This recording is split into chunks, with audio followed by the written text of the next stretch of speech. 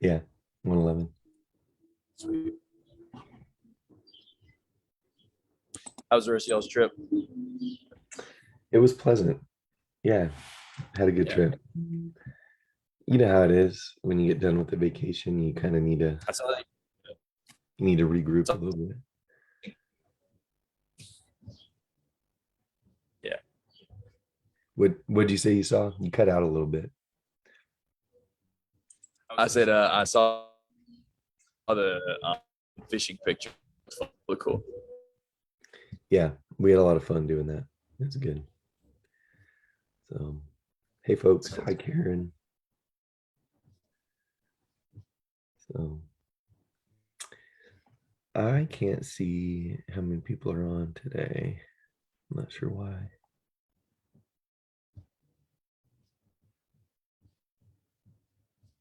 Let's see if this works.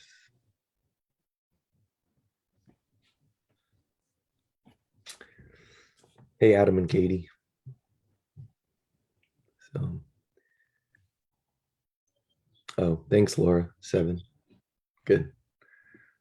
Yeah, I don't know why my thing doesn't say, but anyhow, we are going to be in Hebrews chapter 2, and I think we're going to look at verses 9 through 18 today. Um, we started off this study a couple of sessions ago, and Ben and I talk about this each time after we stop the live feed. But Hebrews is one of those books that there's just so much going on, like so many good things being said, and so much to talk about that, for us at least, the time's gone really fast. And when we get done, we're like, oh, our time's up, and we have more that we want to say. But this is a rich book, and it's always an encouraging book when I study it. I think it strengthens my faith always. It helps me remember what's important, and I'm just glad that we're getting to do it. So we appreciate you guys being a part of that and being along for that. No doubt. And Kenny, Eastlake Market rocks. Is that the place that you got the Cuban sandwiches? I think that might be something completely unrelated, but All right. So to introduce chapter 2, verse 9, we'll just kind of remind ourselves that from the beginning of this letter, the writer is trying to remind these believers in Jesus who were of, we believe, Jewish descent, who had come and followed the Lord and followed Jesus, leaving kind of their Judaism behind, or understanding that he was the fulfillment of their Judaism, of their understanding of the law. But because of persecution and difficulties, they're kind of drifting back to lesser things. And what we've learned in the first chapter and a half is that Jesus is greater than all of the messengers that ever delivered the old law. He's greater than the angels. He's divine, and that's how the book starts. He's the very image of God. He is not something created. He's the creator. And we need to pay really close attention to what he said if we want to have any hope of anything. And then we kind of got into this idea here in the second part of chapter 2, where Psalm 8 was quoted there in verses 6 through 8, where David was kind of celebrating that God put us human beings, mankind, in a privileged position on planet Earth. But even though he crowned us with glory and honor, we kind of took our crowns off, and we haven't really done what we were supposed to do in this world. So we're getting to this place now where Jesus is described as kind of like the human champion who comes into the world and does for us what man was always supposed to do. We're about to read more about that, but you want to add anything to that before we jump in? I think that's so great because it's important to recognize Jesus' grandeur, that he's the exact representation of the glory of God and all that stuff, chapter 1. But if he's just that, then he's just kind of scary and distant and intimidating. Sure. The great part here about chapter 2 is it makes him to us, and it helps us see how like us he is, and therefore how we can become like him, which Yeah. is what we're going for. Yeah, very good. I like that. All right, chapter 2, verse 9. We'll read through the end of the chapter.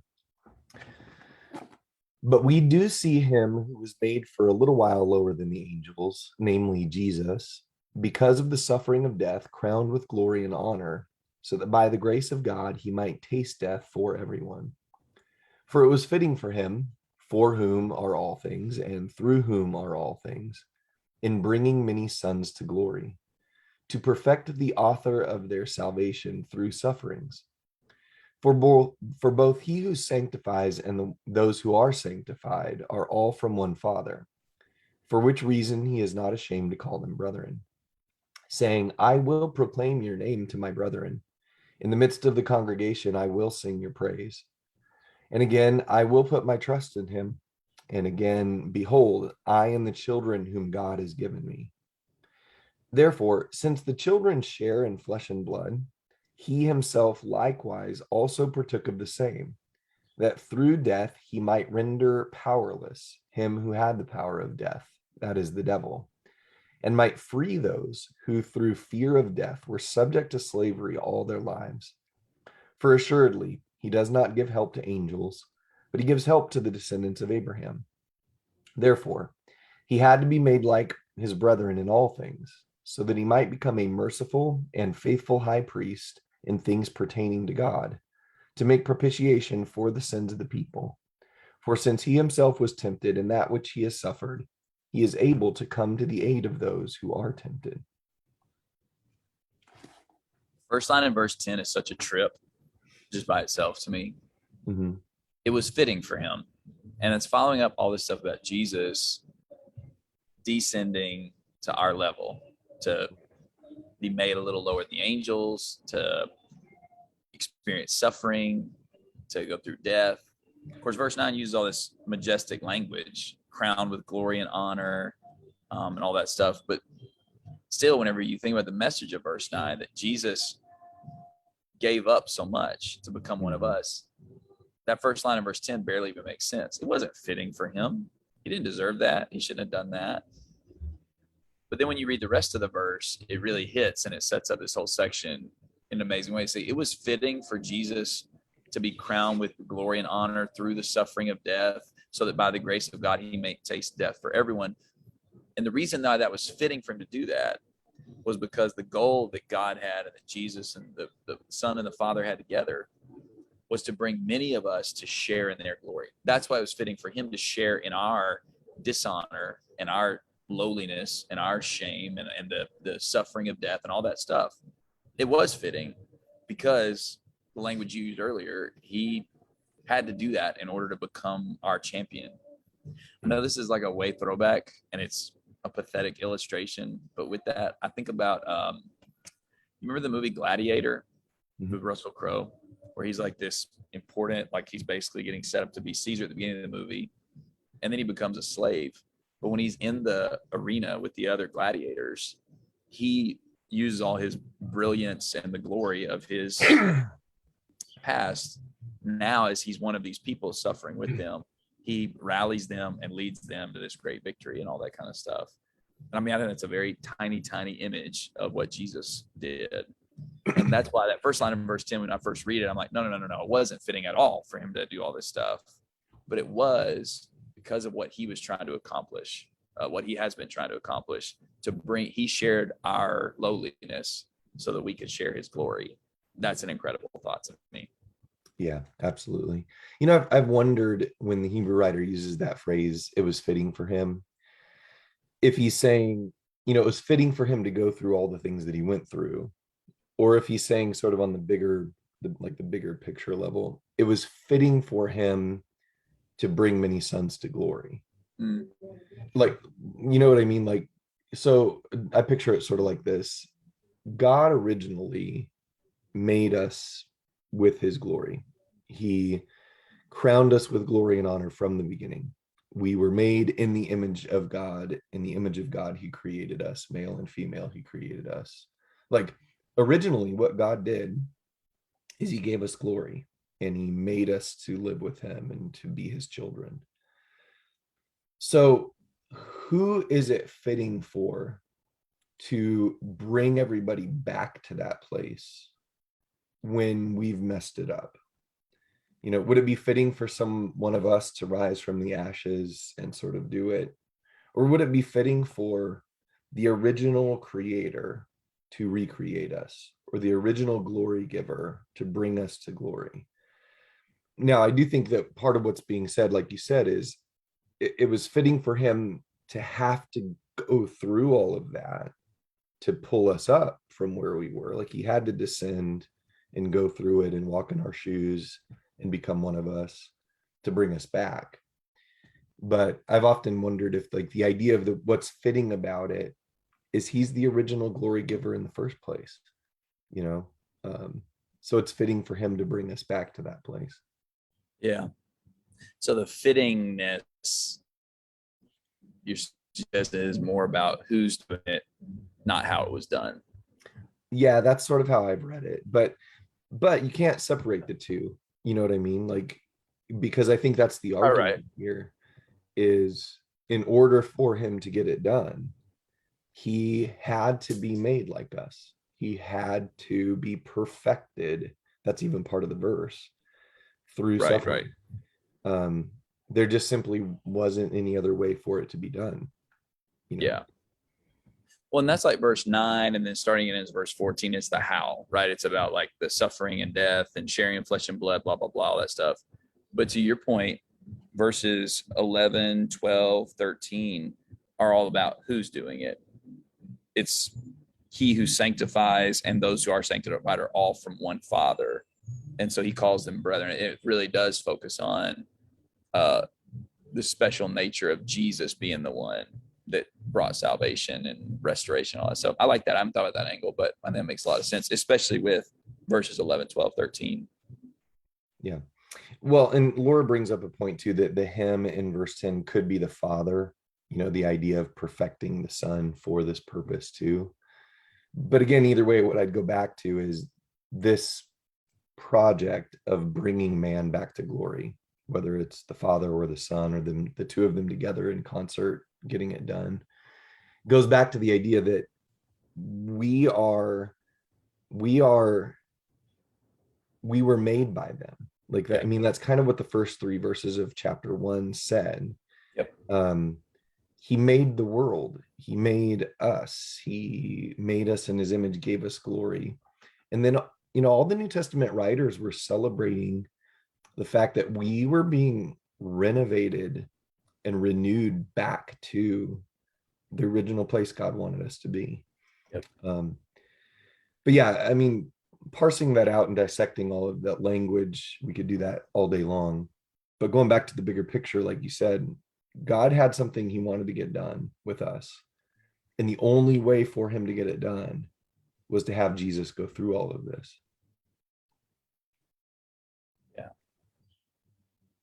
Either way you go, I'm impressed with like coming to this issue of he's trying to bring us to glory. Yeah, I mean, he's crowned with glory, verse 9.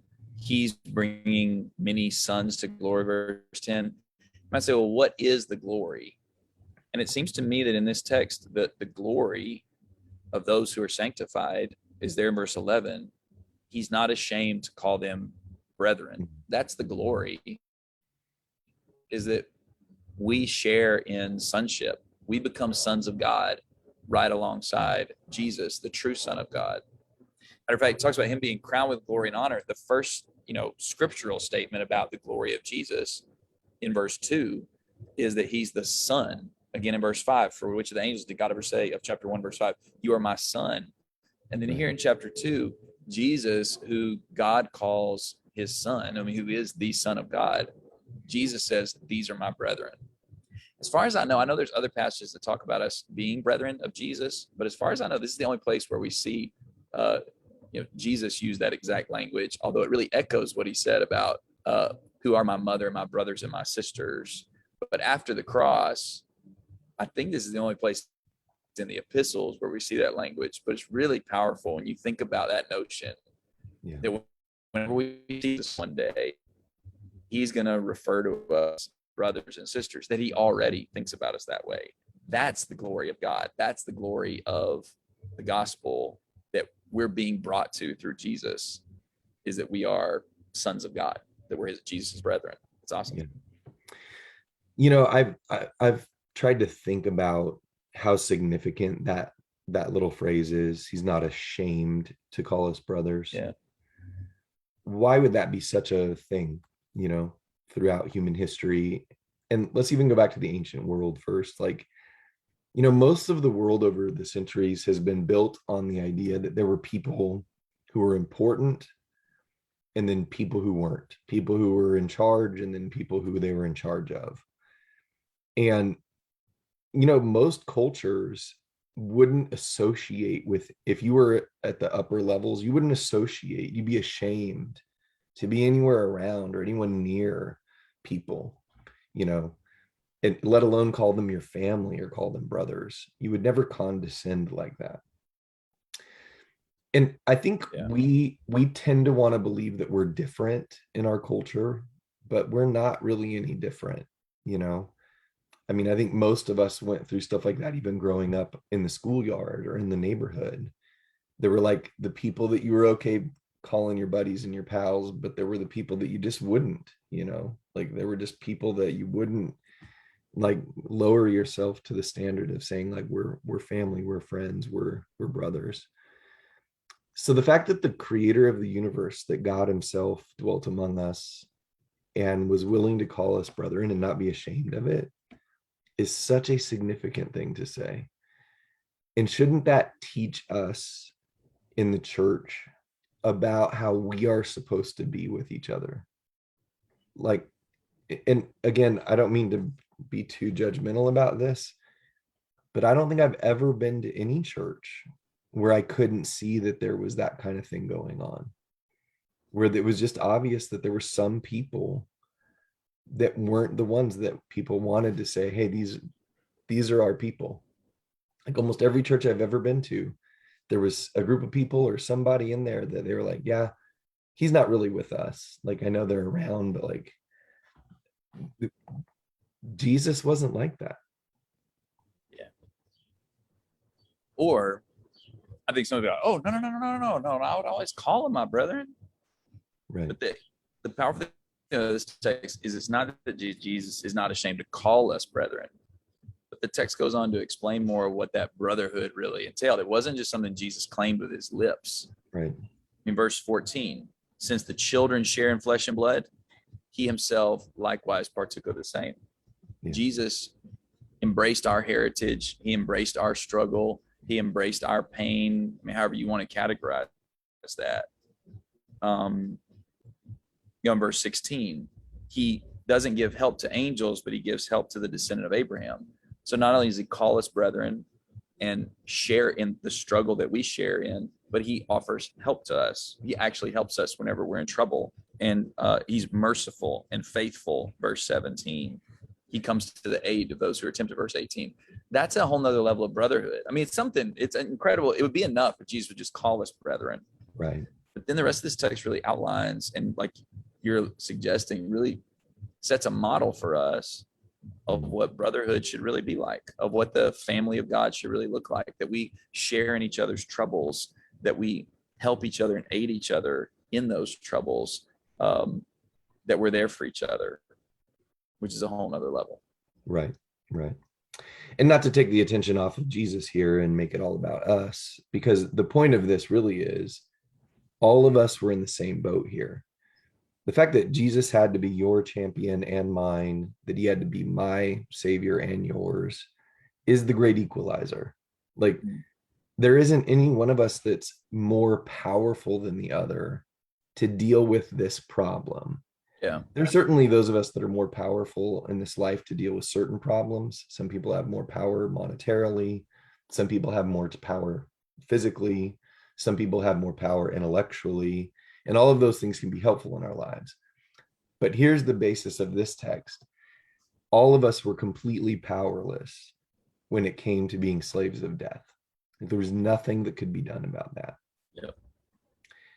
I have to tell you, like, what's going on right now in Afghanistan.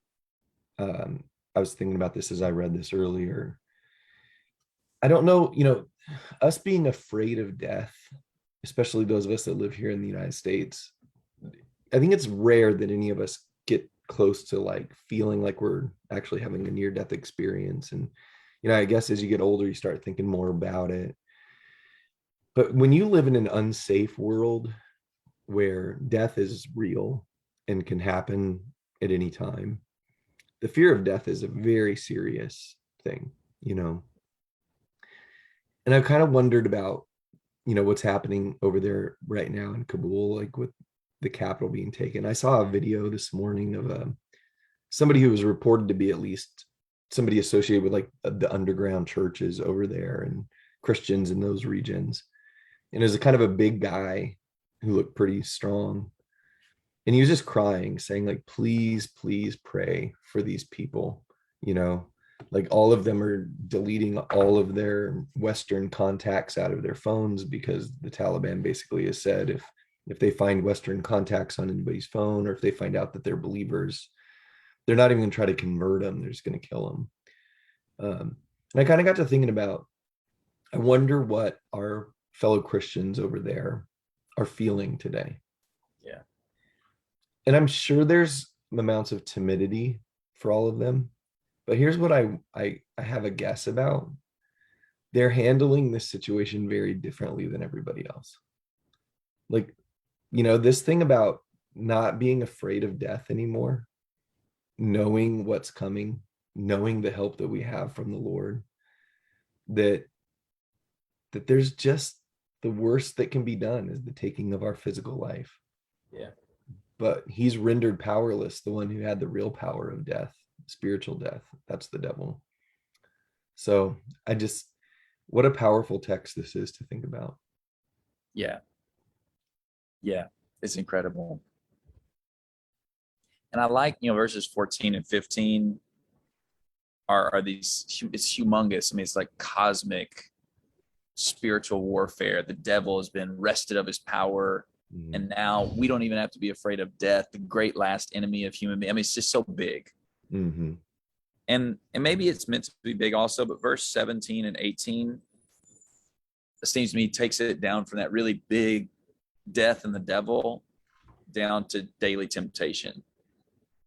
And whichever direction you go, Jesus has handled it. But because Jesus handled death and the devil and all that stuff, every day when we're faced with temptations to be fearful, to be selfish, to be lustful, to be prideful, to be unkind, to be dishonest, whatever it may be, Jesus did all that he did to bring us to glory, to make us his brethren, to liberate us from the power of the devil and the fear of death and all that stuff. And he's here every moment of every day. That's what's incredible to me. Some people who do big, important things, they're not really there for you on the day-to-day stuff, mostly because they can't. They're doing big, important things. They can't help you with what you've got going on, your own little problems. But that's not Jesus. Jesus's greatness is that he can, on the one hand, wrest away all power from the devil and remove the fear of death and all that stuff. And meanwhile, be right there beside you, whatever troubles you're going through. He's there to give you that help. That's an incredible thought of just the wide spectrum of Jesus' greatness and his love and the help that he gives us, whatever our troubles are. Yeah, really good. So I've kind of an illustration, I guess, but after I point this out, in verse 18 of the chapter, when it says, for since he himself was tempted in that which he has suffered, he is able to come to the aid. That idea of ability is an interesting idea. Did it mean that before Jesus suffered, he wasn't able to help us? Like, because ability really is the idea of having power to do something. Yeah. And didn't we establish in chapter 1 that he's divine? Isn't God able to do everything, anything? Like, the answer is yes. Right. But there's this language that's interesting to me in Hebrews about how in order for him to become our perfect high priest and our human champion, in order for him to be able to do it, he had to be perfected. He had to become something. That's actually the language that's used here too. And here I think what the ability is talking about is not the power piece of it with strength, but the power of compassion. Yeah. And you kind of alluded to this, but here's the illustration. This is a dumb one. I owe some people money, like this house that I live in, the bank, you know, I owe them money for it. We have some people watching right now that probably have the power to pay off my debt. Like, you got it in the bank. If you want to, like, go ahead and write me a check, I'll pay this place off. But for whatever reason, they lack the sympathy to do it. Like, they're just not using their power to help me out here. And then I know some other people who probably have the sympathy and the love for me to do it because they've been there and they know how hard it is to make a monthly, payment on a house or whatever, but they don't have the money to do it. They don't have the power, but they have the compassion. Mm-hmm. To have somebody be a savior, you have to have both. They have to be greater than the angels, and for a little while made lower than the angels, to walk in our shoes, to share in flesh and blood, to be tempted in all the ways, so that they could become able, a merciful and faithful and compassionate high priest. Yeah. And that's the key to it, right? I mean, that is what he's called here, a merciful and faithful high priest. We've talked about this before. Every human being is looking for someone or something to build the bridge between us and God. We're looking for some kind of connection, and we call it all sorts of things. We search for it in all these kinds of places, but that's what you need, is somebody who's powerful, intelligent, capable, all these things that you're not, but also that actually, like, the bridge has two sides. If they're way over there on the powerful side of God, but they don't have any compassion or empathy or sympathy or whatever for me, they're never going to be able to bring me to God. Jesus brings us to God because he came and become one of us, so that he would be able to sympathize with our weaknesses. He shared in the flesh and blood. He really did become one of us. He became one of our brethren, so that he's able to call us brethren. He's not only not ashamed, but he's able to call us brethren because he shared in the flesh and blood just like we did. And now he is the bridge. If we'll just walk across it, he's made the bridge of himself to bring us to God. And that's an incredible thought. And I think reading Hebrews 1 and 2 together really brings that home. The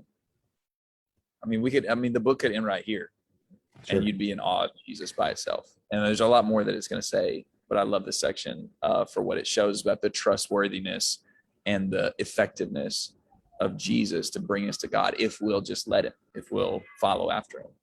Yeah, good.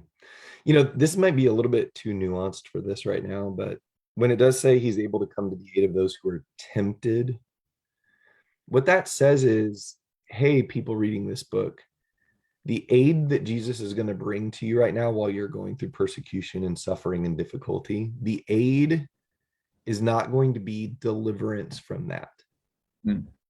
The aid is going to be to deliver you from the temptations that will come from that. This is how God gets a bad rap with people. They're like, hey, doesn't God see that I'm going through hard stuff in my life? Isn't he powerful enough to help me with my sick kid or my own sickness or my financial problems? Isn't God powerful enough to help? What's the answer? Sure. And I cry out to him and I want him to help, and he's able to come to the aid of me, right? How come he doesn't fix all our illnesses and fix all our money problems? And how come he doesn't, drop down fire out of the sky in Kabul and save the people there? And why isn't God doing these things? This is a good text to remind us God had one main concern about delivering us from oppression. And the oppression he wanted to deliver us from was the devil's. Death is humankind's biggest problem, and sin. And once he delivered from that, he's now able to come to the aid, not to fix every human problem, not to deliver us from all of the persecution, not to come to all these people and they're going to get their property back that was seized over there in chapter 10, but to deliver them and help them through the temptations that come with that. Yeah. That's an important nuance. I think so. And I like the way it says it there in verse 18. It could say, for since he himself was tempted in that which he suffered, he is able to send aid to those who are tempted. Mm-hmm. He'll provide some aid. It says, and the imagery is that he's coming alongside you. He is able to come to the aid of those who are tempted. And really, isn't that what this whole section is about? Is the real salvation and the real provision and comfort and goodness of God through Jesus is that he's come. Yeah. He came down to earth. He came to us and to make us his brethren, to call us his brethren. He came and shared in the flesh and blood. He came and suffered death, just like we suffered death. And he comes to our aid. So the comfort that we have and the salvation we have is not that we're going to, like you said, be pulled out of our troubles, but that Jesus comes to us to be with us in our troubles. And that's, we've been talking the last couple of discussions here in chapter 2, that this is all about restoring human beings back to what God made from the beginning. And back in Genesis, the glory of the garden is that God came with them. God was with them in the garden. And that's what Jesus has done. And one day that's going to be the grand finale of this whole thing, is that we'll be with him fully. So that's what we look forward to in the meantime. Yeah. Good. All right. We're out of time, I think. Thanks, everybody. We sure appreciate you being here. This was fun. Look forward to seeing you guys next time.